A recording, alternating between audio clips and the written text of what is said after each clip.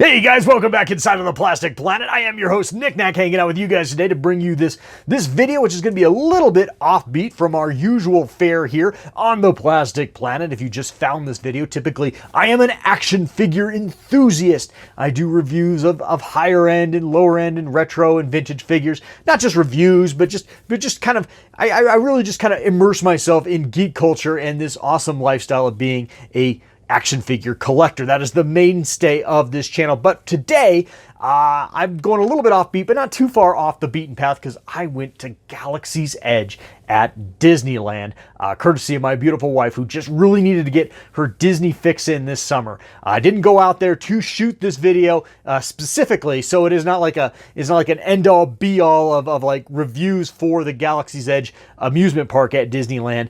Just sort of my thinly veiled impressions while there, but it is still pretty cool, and I did get some pretty good footage visiting out there, and I think I can give you guys a firm recommendation on whether it is worth your vacation dollars or not. So anyway, let's get to that video right now. I've got tons to show off to you guys from Galaxy's Edge in Disneyland, shot in just the last 2 days, and this is going to be a lot of fun. And hey, if you just happen to find this channel and action figures and particularly Star Wars, DC collectibles, I do dabble in Transformers and other fun stuff from the 80s. Hey, if that sounds like your bag, do consider hitting that subscribe button, because you know what, this isn't like any other action figure channel on the internet. I actually kind of make fun of myself a little bit being a 43-year-old man and still loving all this stuff. Not that there's anything wrong with that, but hey, it is a little wonky sometimes, and we embrace that wonkiness here on the Plastic Planet. All right, guys, let's get right to it right now because I know you guys want to see that footage. Let's go right now. Knick-Knack's Plastic Planet presents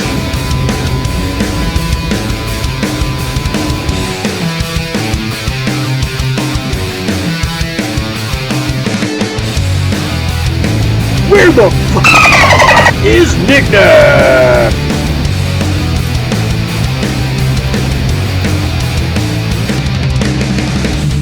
A travel log.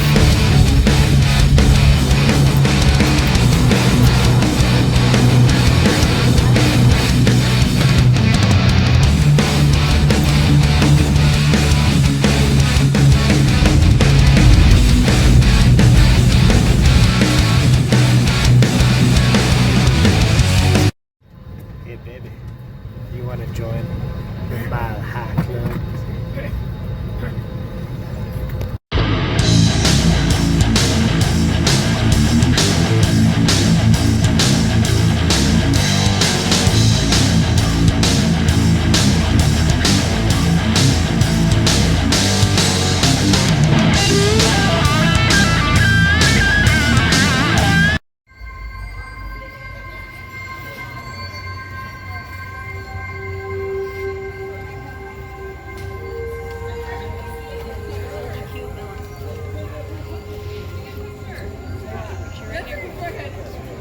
Yeah, just a sec.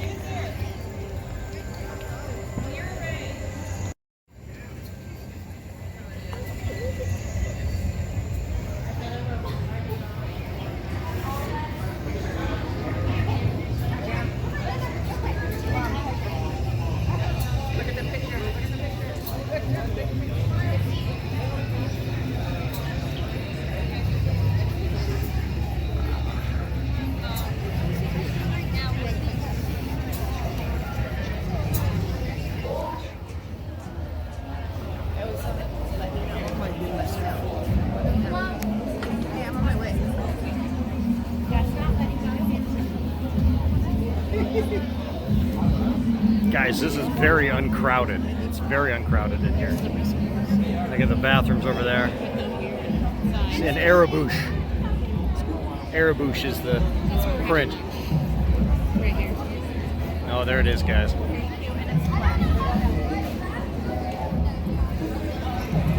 Well, shit. That kind of... yeah, that's pretty awesome. Oh, wow. It's hard to be a cynic when you're looking at that. Very hard to be a cynic.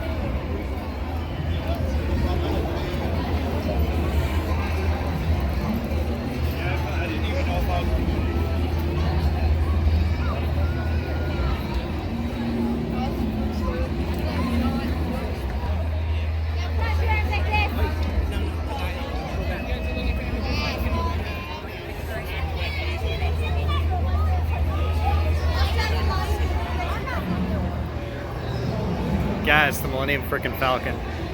Again, guys, I've been a real cynic about this, and I think there is a missed opportunity here because this is very sequel based, and if they would have made this original trilogy, I'd be just peeing myself. But it's still just seeing this like this, standing this close to the freaking Millennium Falcon. I almost got tears in my eyes, guys.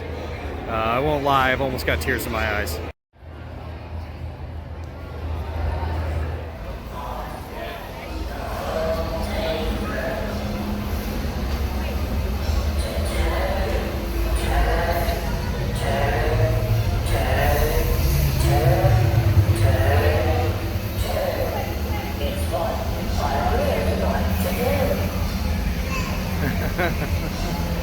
Safety 8. It's really cool. They really nailed a lot of, like, everything looks really worn and aged. It looks like a worn spaceport. It looks really cool.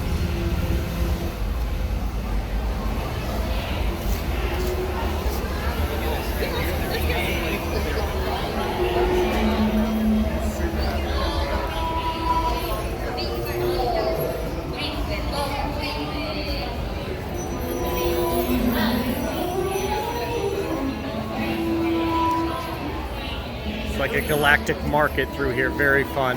Obviously it's gift shops, but very cool. Thank you. Those are pretty awesome.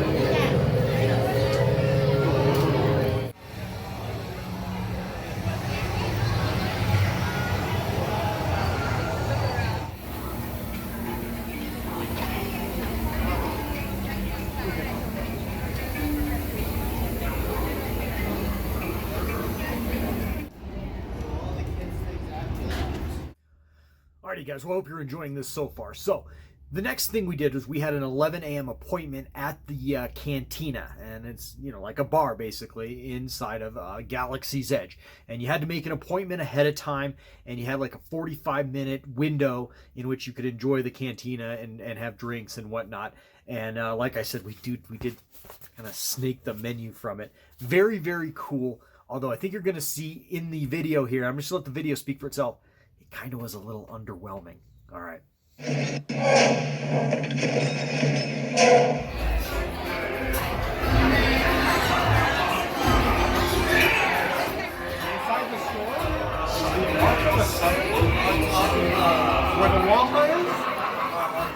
Alright, so we're here at the Cantina. I just ordered up a Java juice. It's non-alcoholic, kind of fruity. That's kind of what I'm in the mood for. It's a little early in the day for a beer myself. What did you get, honey? I got a spiced runner hard cider. So she got a hard cider. It's very cool in here. It's like a 45-minute maximum that you can stay in here. But that's okay. There's a lot to see, a lot to do.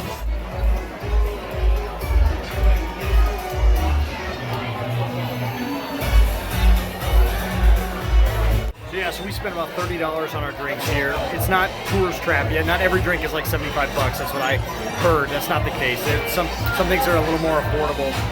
It's fun. Again, it's very sequel based here. Disney's very much trying to sell, episode, Force Awakens and Last Jedi here. Lots of Porg cups, lots of, Porg merchandise and things like that. So it's in that sense, it's sort of disappointing that it's not more original trilogy based, but it's, it still feels Star Warsy. So in that sense, it's very cool.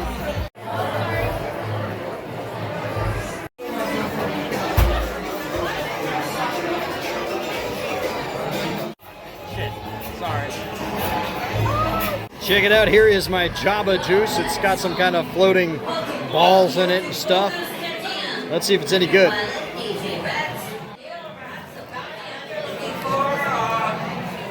It's actually quite tasty. Delicious. Java juice, delicious. All right, Disney girly girl, what'd you get? The hard The hard apple cider. You don't remember? You gotta remember the cute Star Wars name. Okay, well, take a sip. Tell everyone how it is. Refreshing like hard apple cider. It's refreshing? There you go, it's refreshing.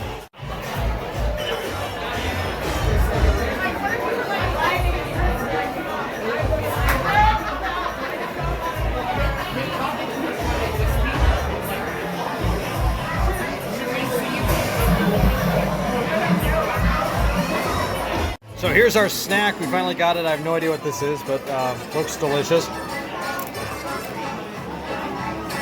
It's different. I don't even know what it is. Sort of like this weird concoction of like potato chips and cereal marshmallows. It's interesting.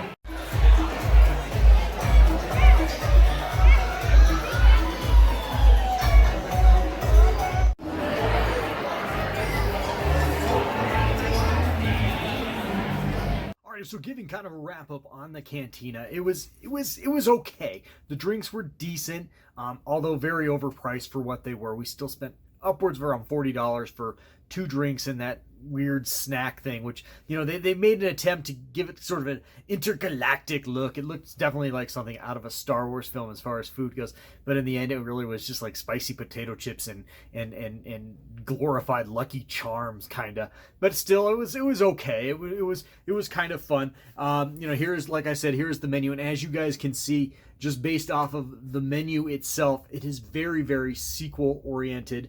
And again, I just feel like that's a missed opportunity on Disney's part. And I know the planning went into this, you know, years ago when they felt like, you know, like, and they're still trying to promote their version of Star Wars over George Lucas's.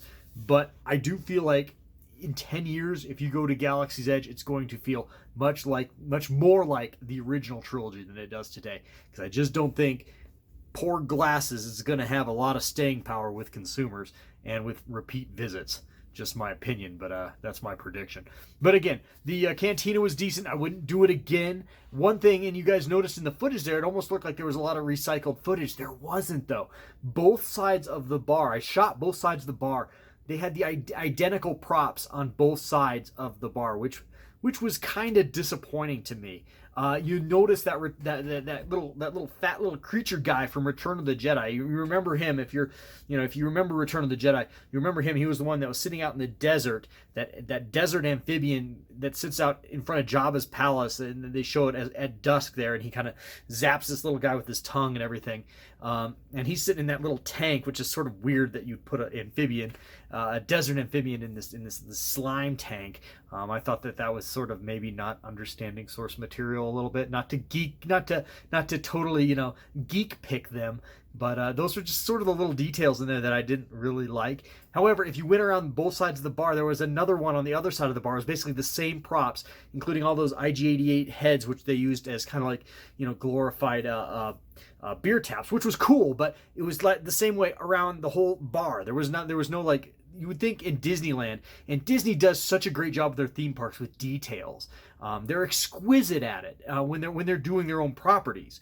All of Disney's like main Disneyland attractions, I mean, the details are amazing. But in the Star Wars Cantina, it was a little lackluster. I mean, seriously, you went around the back side of the bar, it was the same thing. It was like they just repeated it on both sides. And that was really disappointing to me, that you wouldn't see more different things all over the Cantina. And that really wasn't the case. So, overrated experience, to say the least, and overpriced, to be honest.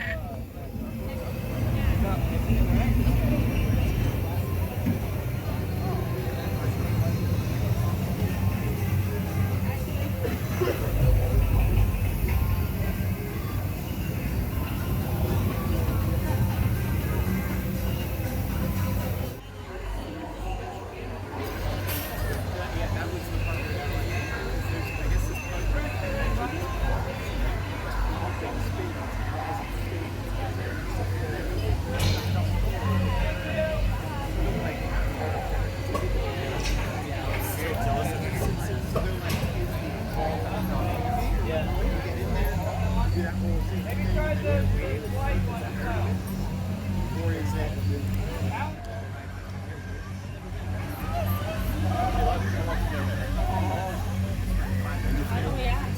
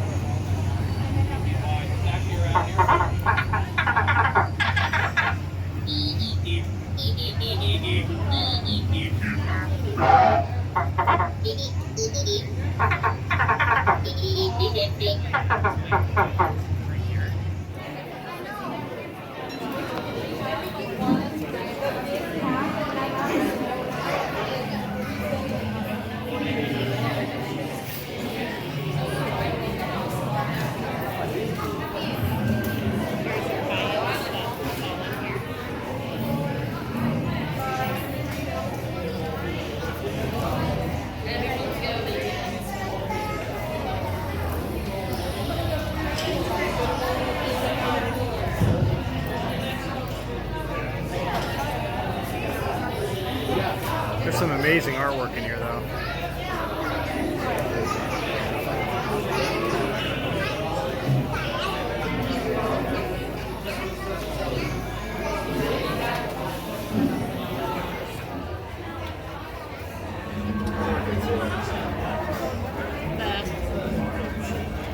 Kyber crystals.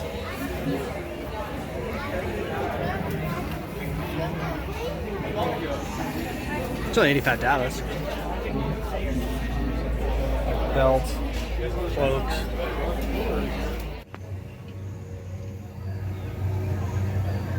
Alrighty, so that was day one at Galaxy's Edge / Disneyland, and it was sort of overwhelming and underwhelming all at the same time. I wasn't able to get as much footage in the gift shop that I would have liked to have shot for you guys, and I do apologize for that. But we did go back the next day, and the next day we did the biggie. That's right, we did do Smuggler's Run. Waited in line for it. Waited in line about 70 minutes for it, which actually sounds like a lot, but if you're talking about a brand new attraction at Disneyland, one that's been open for only really less than a month to the general public, and it's freaking Star Wars, that's amazing that we only had to wait like 70 minutes in line. However, even still, with the anticipation of the popularity of this attraction, you're going to see in the video there was some problematics with waiting in line that long, and you'll see what I'm talking about here in just a second. All right, let's do it though. But at the end of the day, the ride itself, well, I'll get to it.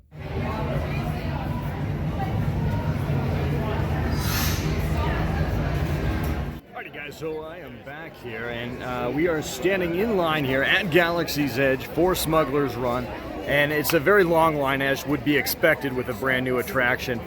They've kind of got us running along the back end of the lot here. It feels like we're in the back lot, and there's a little hint of a sewer smell back here, which would be expected if you're on a spaceport for real, but kind of sucks if you're actually paying, hundreds of bucks to be here. But that's okay. That's okay. Should be fun. I'll try to get some footage when we get inside, but yeah, so just waiting in line right now. All right, so this is like the cool part of the line, as you guys can see, as we're running through the line waiting to get on Smuggler's Run. They kind of dump you into this. Looks like kind of like a workshop here, like a spaceport workshop. It's kind of cool. They've got like an old R2 unit that's like now been turned into a trash can. That's very clever prop making here. Really cool. Little details all over the place, like a scout trooper helmet that's been kind of turned into kit bashed into something there for this workshop. It's very cool. No, I can't hear anything over the intercom, but maybe you should leave it alone. In fact, I'm sure you should leave it alone. Ow! Oh man, that hurts. What did you do? I opened it. Hey, why would someone be shipping baby breath cars? That can't.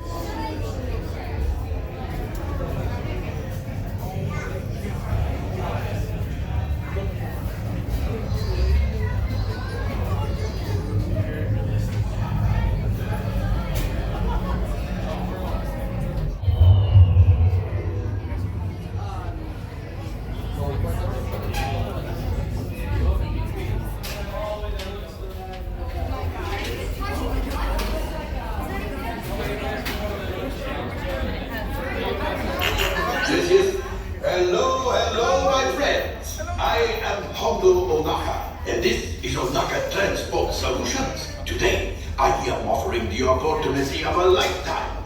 I need flight crews to transport this valuable merchandise across the galaxy, pilots to navigate, engineers to operate the ship, and gunners to defend the shipments. And that is where you come in. The Millennium Falcon. On loan for some very fast and very profitable expeditions.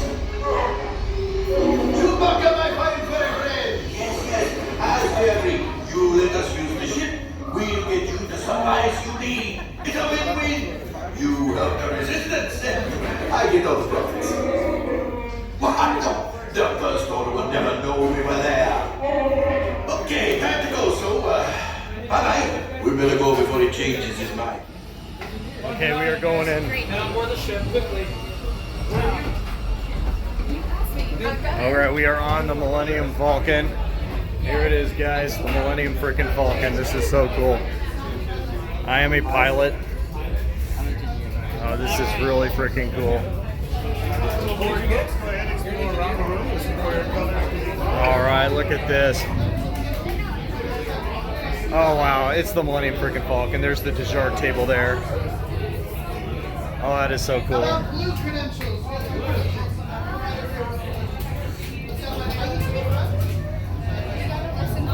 So cool. There's the med bay where Luke laid after he lost his hand at Bespin. That's so cool. Alright, baby. This is so cool.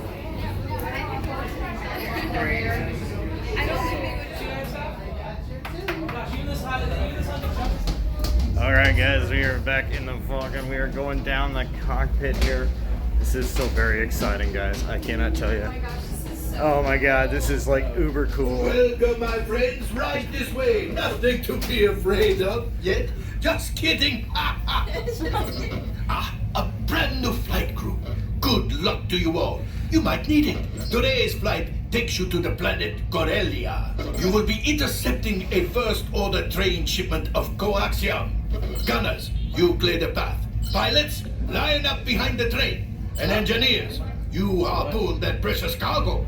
Now get a move on and know that I have complete faith in you. But I am coming along with you just in case. Alright, this is so cool.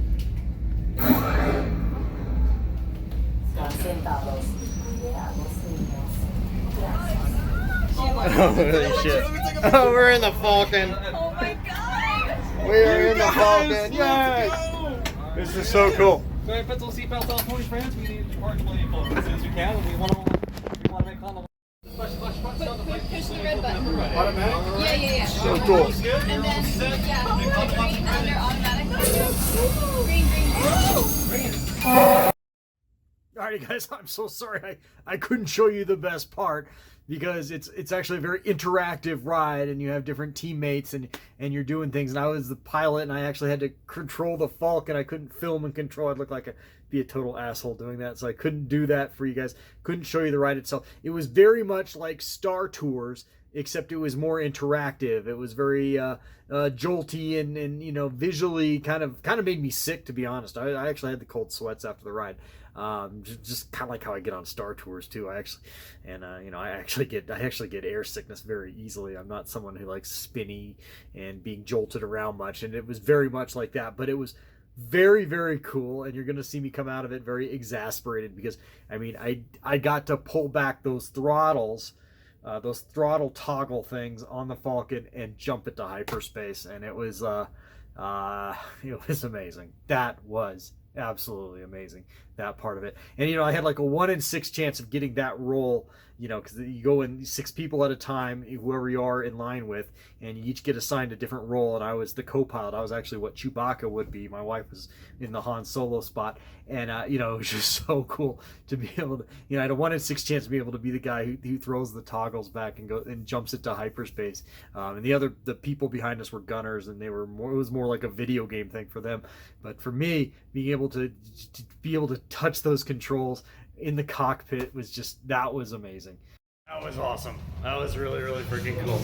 I got to control the Millennium Falcon. I got to jump it to hyperspeed. That's really freaking awesome. My wife's doing all right here. I hope she's all right. Disney girly girl's doing okay.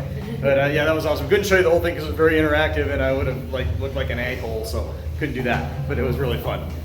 Alrighty guys, well, after we did the Smuggler's Run, we did do a few more things inside of Galaxy's Edge at Disneyland, including we did visit the droid assembly store, where you basically can build your own astromech droid. You can build your own R-series droid, or if you're so inclined, you can build a BB droid.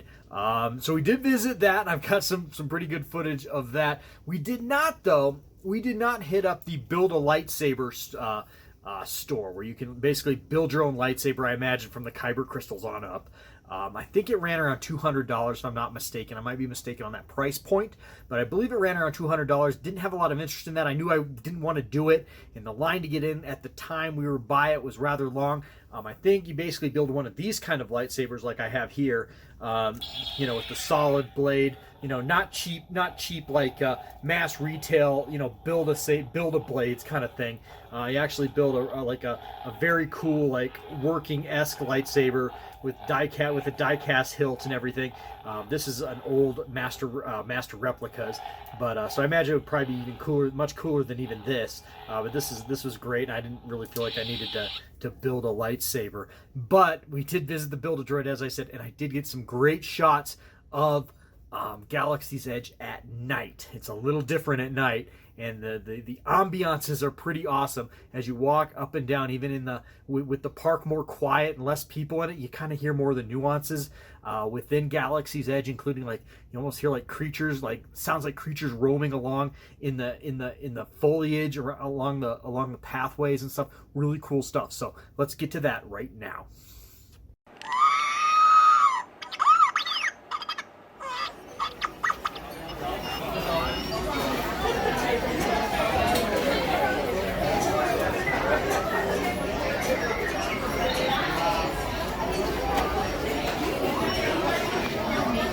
This is like the coolest gift shop ever.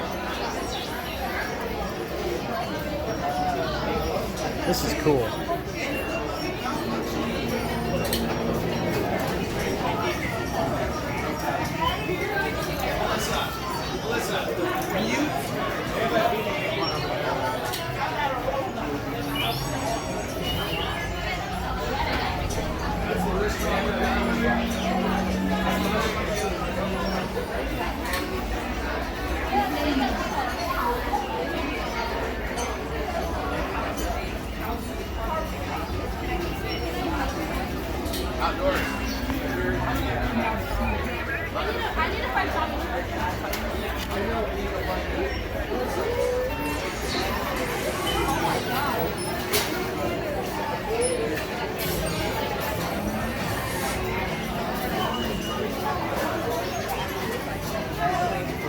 That is so cool. Oh my god.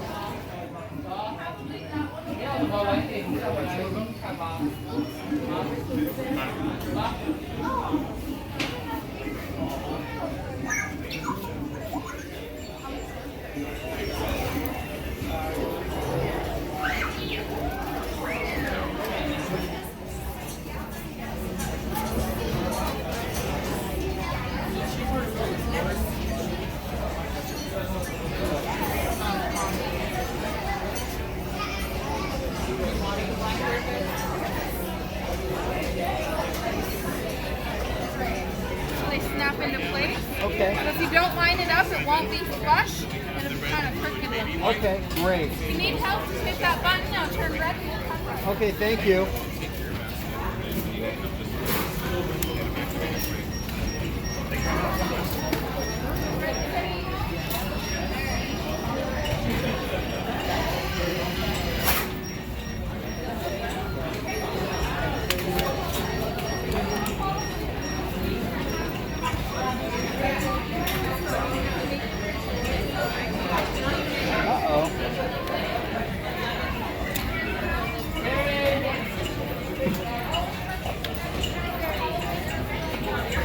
We're missing a screw. Push the button. Push the button. We've got technical difficulties. He is indeed missing a screw.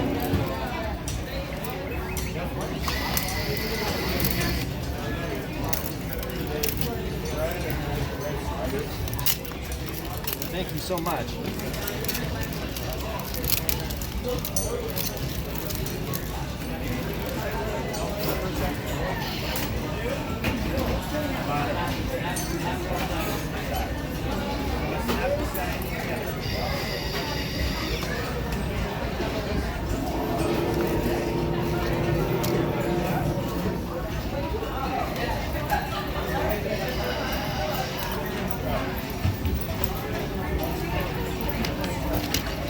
So that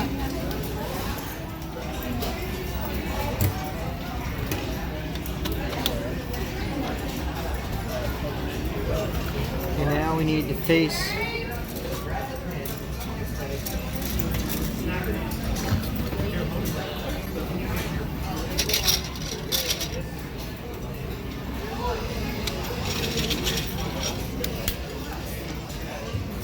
Like white. That looks sharp. Looks sharp.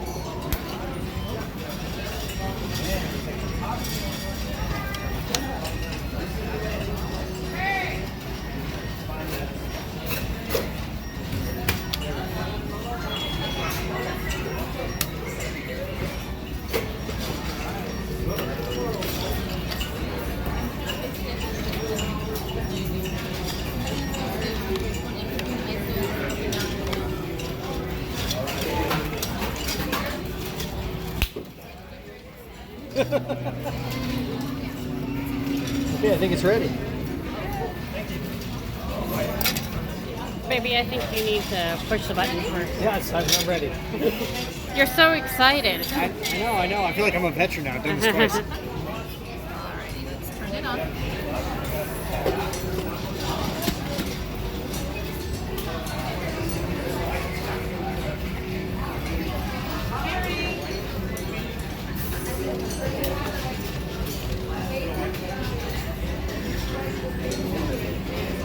Go ahead and activate. Activating.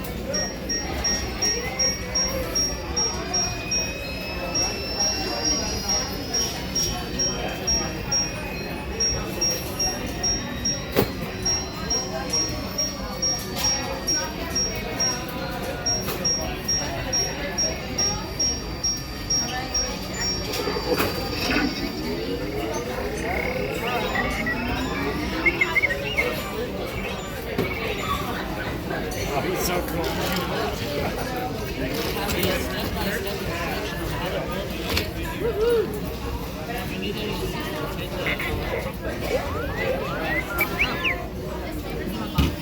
Yeah, good luck. He's ready to go home. Alrighty, what are you gonna name this one? I have no idea.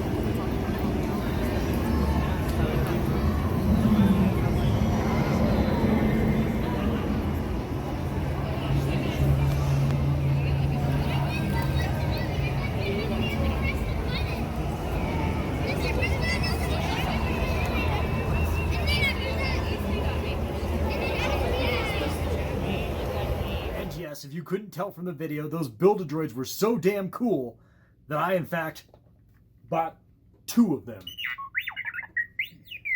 Really freaking cool. Fully remote control. Each one comes with its own control pad, obviously. I believe they interact with each other. I got 2 of them. One of them here is in the box. I couldn't bring both boxes home because of the logistics of our suitcase situation and our carry-on situation with Frontier Airlines. But I managed to fold up one of the boxes and bring it home. That was fun to take through TSA, by the way, having 2 of these guys in your suitcase. Because on an X-ray machine, they might kind of look like bombs. But no, TSA was smart. They knew they were toys. But anyway, that was sort of fun. But yeah, I bought 2 of them. I had a good time there at the Build-A-Droid factory. That was definitely a highlight of the trip, as well as being there in Galaxy's Edge at night. I will show these guys off in another video, and I'll dig into the bells and whistles, because they are a lot like a Build-A-Bear, basically. And yes, not only did I go to Build-A-Bear and build a bear, but look, I bought a dress for the bear. I bought hats for the bear. I bought a car for the bear. Yeah, you know, I'm a freaking chump. I'm a freaking chump when it comes to robots and Build-A-Droid. So yeah, they total sucker there. Alrighty guys, well, you may be asking yourself, would I recommend a trip to Galaxy's Edge on your hard-earned vacation dollar? Well, that's a complicated statement, honestly. Let me just begin by saying this. Look, hey, if you're in your 40s like me, even in your 30s, and you grew up on the original trilogy, or even the prequels for that matter, because I enjoy the prequels as well, you're not going to find a lot of that at Galaxy's Edge in Disneyland. Now, you'll see Luke Skywalker there, you'll see Darth Vader, you'll see Imperial Stormtroopers there, but they're in the gift shop. They're not in the actual, they're not to be found in the actual attractions.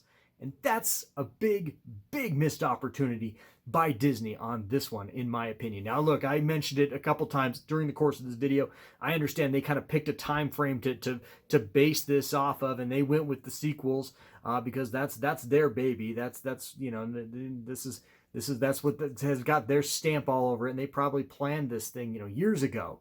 But there are a lot more porgs in Galaxy's Edge than there are Yoda or Stormtroopers or Jawas or any of that stuff. Any of the real things that you and I probably are accustomed to associating with the awesomeness of Star Wars that, you know, we have based our entire collections around, and things of that nature just aren't there, guys. Is not there. So in that sense, it does feel a little alien and a little like not really your Star Wars, and that's kind of how I felt anyway. You may feel differently about the sequels, but that's sort of where I'm at.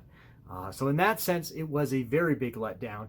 I mentioned it earlier in the video. I would not be surprised in 10 years from now if they re-theme Galaxy's Edge more around the original trilogy. I would not be surprised at all if they did that. And if they do, I will be amping and anxious to go again. But as it is right now, I'm glad I saw it. I'm glad I was there. I'm fortunate to be able to see it so early. It's only, like I said in the video, it's only been out, available to the public now for really only a month. So very appreciative that I got to see it. Very thankful to my wife who paid for the vacation. She's awesome. She's just amazing.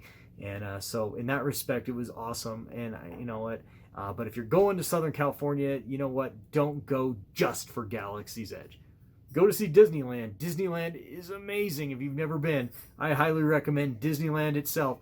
And check out Galaxy's Edge while you're there, but don't make Galaxy's Edge the centerpiece of your vacation, because I think you might be kind of disappointed. All right, guys. Well, that is going to wrap up this edition of The Plastic Planet. Please like, share, comment. Please do subscribe if you're not a subscriber, especially if this is the first time you found one of my videos. Like I said at the beginning, I cover the gamut of action figures on here, particularly Star Wars figures, but I also dabble with Transformers and DC Comics and so much more. I cover high-end, premium, modern figures to vintage and retro figures as well. We have a great time here on The Plastic Planet, so please hit that subscribe button. All right, guys. Well, hey, that's, like I said, that is going to wrap things up. And life is oh so very short, guys. So get out there and fill it with some plastic crap. All right, guys. Till next time. Later. Love you. Bye.